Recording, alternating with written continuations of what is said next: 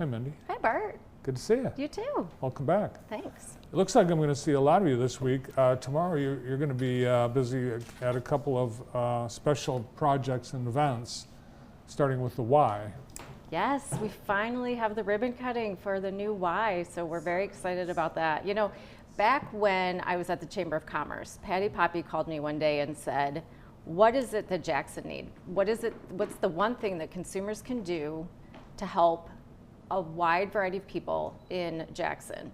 And we created a list, and the Y was obviously on it. Mm-hmm. And I think that really started a conversation with all of us about what could be and started dreaming. So yeah, exciting day. Nice. So you were part of the beginning stages of building a new Y. It was a very, very small part, very small part. There were many people that worked tirelessly on it. And you know, Consumers Energy gave our largest contribution from the foundation in history, $3 million over 5 years, and it was a call to the community. It was a matching opportunity, and the community stepped up more than. So it's, yeah, it's pretty big. I think you did inspire a lot of other organizations and individuals too to make contribution, but yeah, that's awesome. And I know when Patty left, we were concerned that, oh, the Hometown Girl's leaving. Is the company still going to have a hometown focus? But we have a hometown boy that's running it, and it's still very important to Garrick Rochow that we do have that hometown focus. Yeah, thanks for bringing that up. That was a little bump in the road, I would say, for some people, because Patty was so visible and invested in the community, and they worried and wondered, you know, what now? Are is consumers going to forget about its hometown? And like you said, Garrick is as invested, if not more. He is having conversations internally all the time about what's next for consumers. What does their hometown need? And to that point, we're having an Energizing equity event tomorrow as well, in the afternoon into the evening, to have listening sessions and better understand what does our community need and how can consumers better deliver on that. Awesome. This event is open to everyone out at the MLK Center. You have been a part of the MLK Corridor and the MLK CIA, and this has turned into the headquarters for that area's re-energizing, and now your re-energizing event. What is the connection and your focus as a company on the neighborhood, because you are in the MLK CIA? Yes, so I was appointed by City Council to the board for the CIA.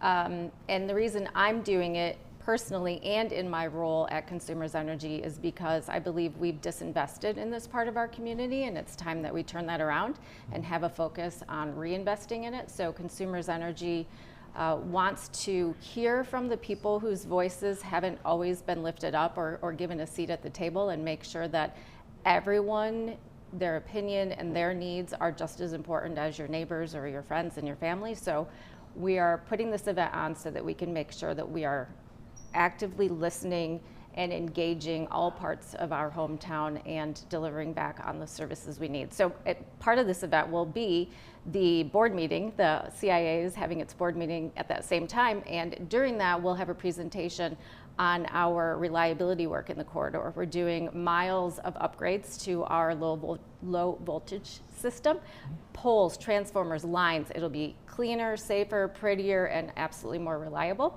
And we're doing this across the state, but there was a focus by Garrick specifically in a meeting said, we need to do it here and we need to do it now.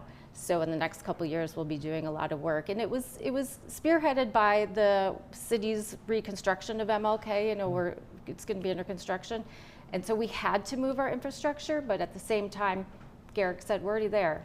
Let's go deeper into the neighborhoods, into the community, and do the work there as well. So, awesome. Yeah. All right, so we'll be there, and I hope you are as well.